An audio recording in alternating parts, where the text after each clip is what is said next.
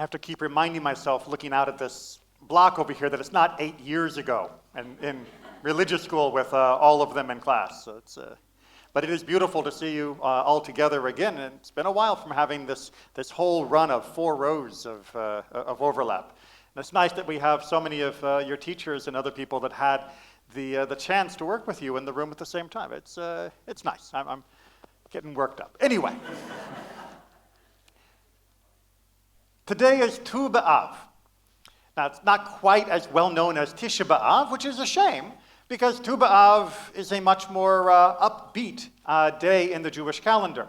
Just as following Tisha B'Av, we have the Haftarot of Consolation, so too, after Tisha B'Av, the 9th day of Av, on Tu B'Av, the 15th day of Av, we have a celebration of, well, matchmaking, of getting together, of young people who would go out into the fields. This is harvest time, after all, folks. And everybody was expected to be out in the field, whether you were a farmer or not, because it was essential that everything be hauled in as quickly as possible, and no matter what you thought your occupation or your family did, hauling bushels of wheat was something everyone could do. So it was an opportune time for young people to be out in the field, to bump into other young people, and see where the chemistry went. Now, if you're thinking, well, wait a minute, that sounds kind of like having a giant, dance where everyone gets together and starts pairing off. Well, yeah. What were you expecting? Fiddler on the Roof? And Fiddler on the Roof, what is the model of how people pair up? Bum, bum, bum, bum, bum, bum, bum, bum, bum, bum. Right, matchmaker. Right, the Fiddler on the Roof gives us the idea that somehow Judaism has always relied upon the shadchan, upon the matchmaker.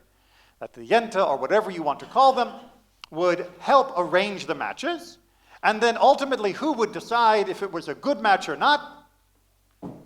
The papa, right? It was the father's job to decide whether or not the match was right, and done, sealed and delivered, unless there happens to be a fake dream. But that's a whole nother story. And in fact, the story of Fiddler on the Roof is very much a story centered around the most essential question, which is, how do you decide who you're going to be with, or who decides that for you? Because that kind of matters. Now, the funny thing is, if you look through the Tanakh, you can begin to see immediately that this notion of the all-powerful matchmaker and the all-powerful papa is not exactly attested to so clearly. Who's the first couple in Tanakh? Adam and Eve, right? Adam and Chava. And who was their matchmaker? No, God was just their maker. They didn't actually have a matchmaker. They were quite literally made for and from each other. So there was no question about who they would be with. They were quite literally without choices. There was, looking around, who else is here? You. Okay, problem solved. We don't need to go any further with this. Skipping ahead to the relationships where we get a little bit more detail, when we have Abraham and Sarah, we don't know how they got together. We do know that they cared and loved for each other deeply. We do know that they were strongly committed to each other through good and through bad, because they had a lot of both. And we know from the end, especially of Sarah's life, since she passes away first, we can hear from the grief of Abraham exactly the depth of emotion that they had together. The first real getting married scene that we get is for Isaac. And how is Isaac arranged? Matchmaker, right? Quite literally a long-distance matchmaker, something that would fit in very well during COVID when people aren't going out themselves. Someone goes off, an agent finds the first pretty girl his eyes set upon. Turns out she is the right one. There's lots of other personality choices that are built into his request. It's perfect fit, comes back, and absolute adoration. Right? It is not an arranged marriage which is just mechanical or commercial or transactional. They are a loving they are a loving partner, and they bond beautifully. And in fact, it is the first description of a person loving their spouse is in the story of Isaac and Rivka. It's also the first description of joyful intimacy between husband and wife is in the story of Isaac and Rivka. Next, couples. Who comes next? Jacob. Who arranged for Jacob? His mother? No. His mother might have had in mind that he would end up back at the family, but when Jacob first feels the urge towards the woman, he doesn't know who she is. He sees a woman coming out to the well, and he is out there lifting rocks, right? And, look at how strong I am. I'm a sharker. That's maybe a little bit anachronistic. Right, he is flexing, and they hit it off immediately. And then he discovers who she is. And of course, it's clear that this was arranged by a higher power. And he negotiates with the father as not matchmaking per se, but all the matrimonial details get underway, which of course goes completely wrong when Leah is added into the mix unbeknownst to him. So we get a mix in the story of Jacob. We get a mix of him in pure, full romantic love and also an arranged marriage without his consent. Perhaps you're not aware, but arranged marriages continue to be about 50% of all marriages globally, even to this day. That the idea of the Jacob spotting the Rachel and falling in love is only a case for maybe 50% of the people who are getting married at any one time. The other half are going through some form of matchmaking, some form of intermediary, whether it be voluntary, that is to say, they are giving themselves willingly to the arrangement that has been made for them, or unfortunately, in some cases, it is unwilling, and they are not wanting to have this arrangement, but it is forced upon them either by local law or custom, which can be enforced sometimes quite brutally. Before we cast too many aspersions, you should also remember that it was the failure to reconcile how to have these types of marriages that was one of the triggers that led to us having a monarch. If you don't know the story of the Benjamites, who had ended up fighting against the other tribes of Israel, and who were then, the other tribes then swore that they would never let any of their daughters marry into the tribe of Benjamin. And then when they regretted that, rather than breaking their oath, they just let the Benjamites come, steal, and rape their daughters. We should be aware there are skeletons in our cupboard, and that the Tanakh is very clear that this is one of the moral failings of our past. It makes the rape of the Sabines look tame by comparison. So when we look at the numbers in the modern world, 50% arranged of one form or another, 50% voluntary of one form or another, which are more successful? Is the model of Isaac and Rivka, where they loved each other, were clear, they went through fertility issues, they stuck together, they were strong? Or is the model of Jacob and Rachel, who fought like cats and dogs between him and her, and the Leah who was added in, and the other handmaids? Do we have any idea in the modern world who ends up with happier marriages? Those that were arranged for them, or those that chose for themselves? No one wants to touch that with a 10-foot pole. Because God forbid you should say that one model or another is a problem. And in fact, what statistics seem to be showing us is neither are a magic bullet. For those that support the idea of romantic relationships always being the most appropriate cornerstone of a good relationship, we can point to huge numbers of people that do not find that the power and flame of their romance lasts. Indeed, from the story that I already mentioned, Jacob may still love Rachel throughout his life, but he has trouble finding ways to translate that love into being a loving partner at multiple moments where he fails to be a good husband. On the other hand, for those who hold up the idea that arranged marriages are perfect and best because it removes all of the doubt and you bring together people through good long-term planning, we have lots of examples of those marriages ending in disaster, and more often ending in some form of abuse or other, something that we talked about in last week's sermon.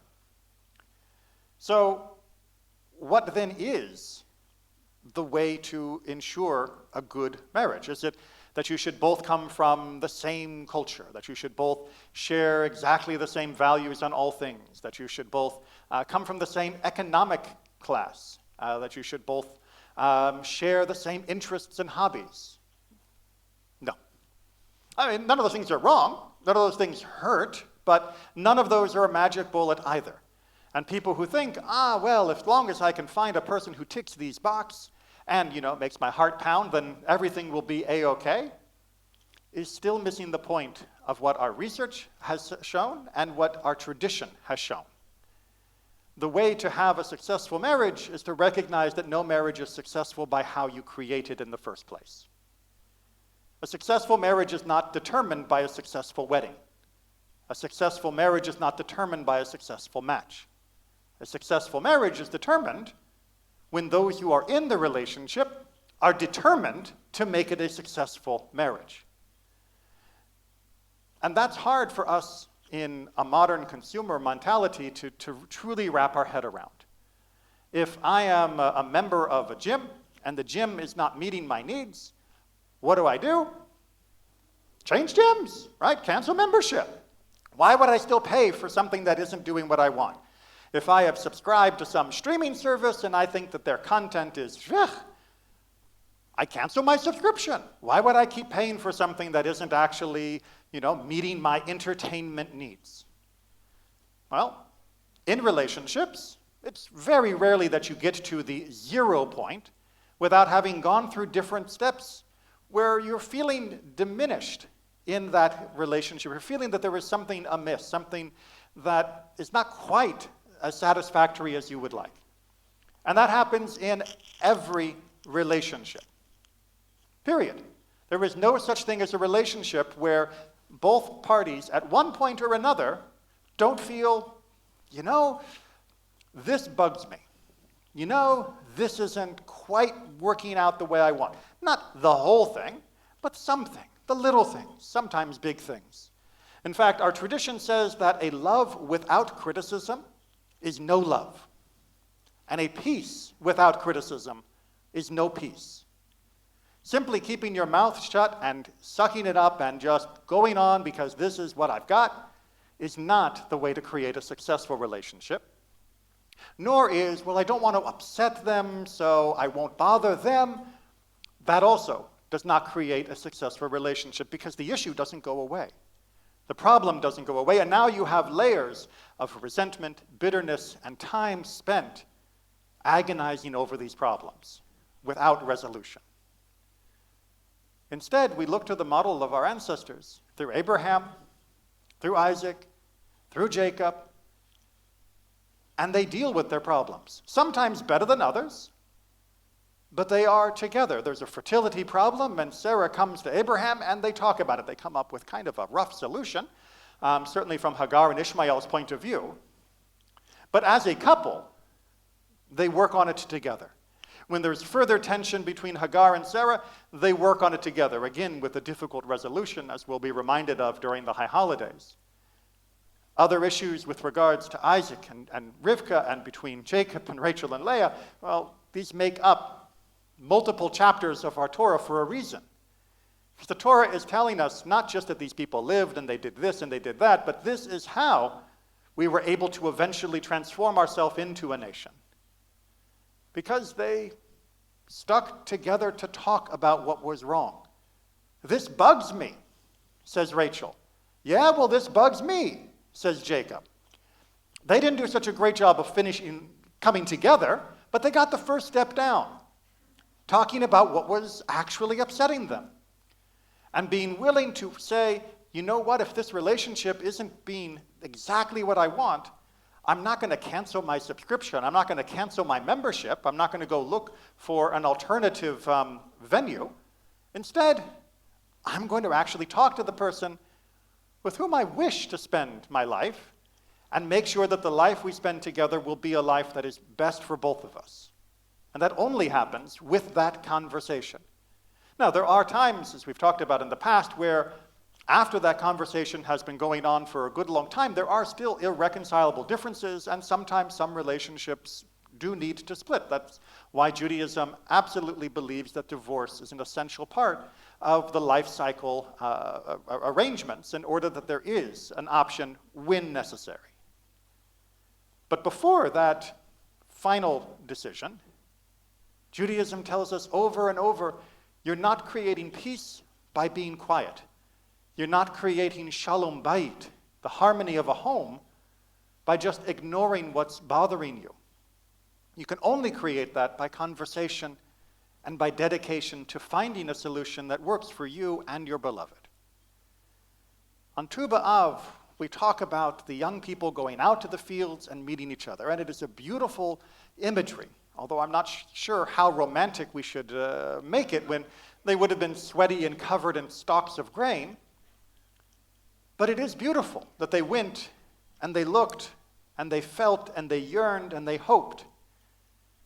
But the rest of our tradition tells us, as beautiful as that is, what is even more beautiful is that house that is built not just on that yearning and hope of youthful exuberance, but on a dedication and willingness to work with a loving partner, to find solutions to the problems that always come up, to recognize that they are on the same team and that each one of them wants the other to feel loved and to feel the joy that comes from this type of union.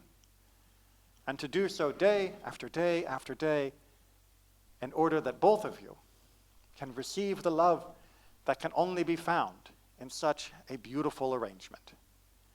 And that's something that ultimately is not in the hands of a matchmaker, it's not in the hands of J-Date, certainly not in the hands of Tinder, but it's in the hands of those who have chosen to be together. Shabbat Shalom.